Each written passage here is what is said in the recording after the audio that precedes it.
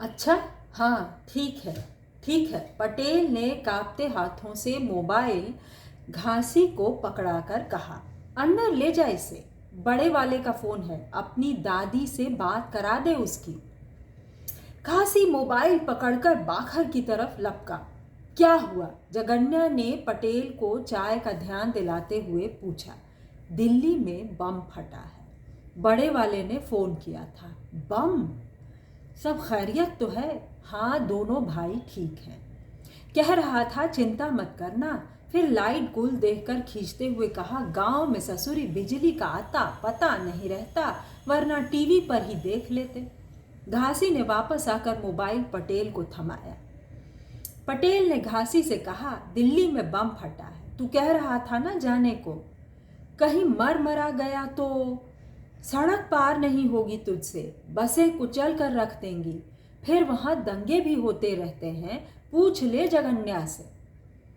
मैं अकेला क्यों मरूंगा दिल्ली में? कोई जरूरी है क्या? अपने बहुत लोग हैं वहां, दोनों भैया जी भी तो वही हैं। पाती राम है, गावज के कुली हैं, तो अब नौकर हो गए हैं। घासी ने ठंडी होती चिलम में सिगड़ी से अंगारे रखकर हुक्का फिर पटेल को पकड़ाकर हंसते हुए कहा।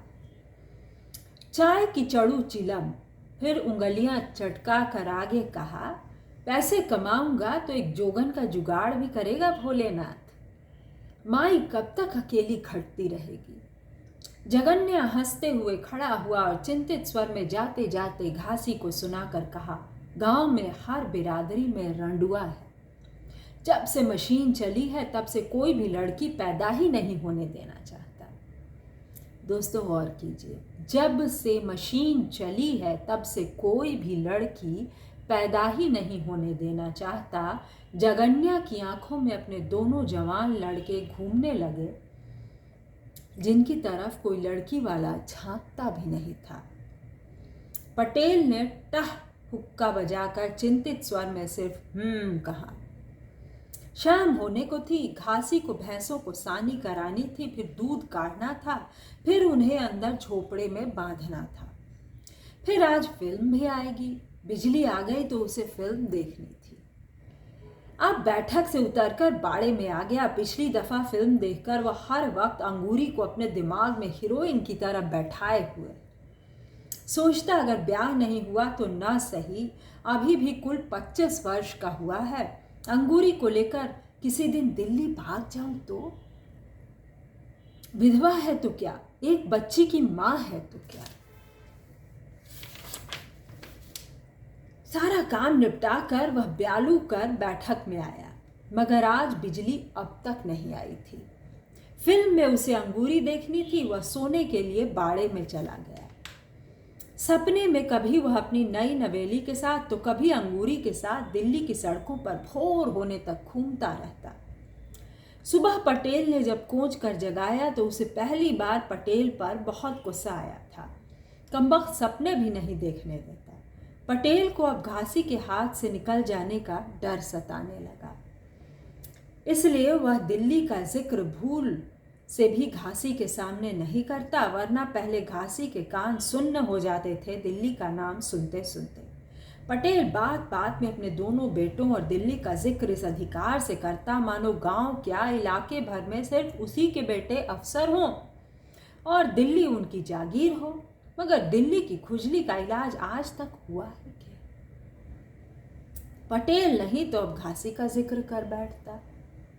घर में बूढ़ी माँ, 5 भाई बहन, बाप कब तक दर दर जय महादेव की बोल कर आटा मांगेगा, और बूढ़ी माई कब तक इस बुढ़ापे में रोटियां पो पो कर देगी सबको। उसे अब बहू की सख्त जरूरत महसूस होती। मगर घासी का ब्याह नहीं हुआ। गांव के अन्य जोगी बीच में अड़ंगा लगा देते, सगाई और चोर के पांव तो नहीं होते, कहते लड़का तो हाली है पटेल का, गोबर पानी करता है। सो कोई भूला भटका आता भी तो उसी के थोक के उसे बिदका कर अपने लड़कों का जुगाड़ भिड़ाने लगते। घासी को पटेल ने जैसे तैसे रोके रखा, अपने दम पर ब्याह कराने का लालच दिया। ओबीसी की सीट आने पर खुद के बजाय घासी को सरपंची के ख्वाब दिखाए। शहर वो भी दिल्ली के नाम से डराया, घासी ने सब्र किया। दोस्तों, मैं बीड़ी पी के झूठ नहीं बोलता। चरण सिंह पथिक फेम किए कहानीकार की कहानियों की किताब से सुन रहे थे आप एक अंश पाठ। क्या जीवंत भाषा, क्या ही सुंदर चित्रण। जहाँ लड़कियों की कमी है, मशीन के आने के बाद से लड़कियाँ पैदा नहीं हुई और लड़कियों की कमी है। कितनी बातें यहाँ, रोज़गार, एक नौकर जो सचमुच दिल्ली जाकर घूमना चाहता है, जाती हुई बिजली, यहाँ राजस्थान और बिहार एक है फ़िलहाल तो मतलब कितनी बातें हैं इस छोटे से अंश पाठ में और कितनी दिलचस्प। मुझे सुनने के लिए धन्यवाद।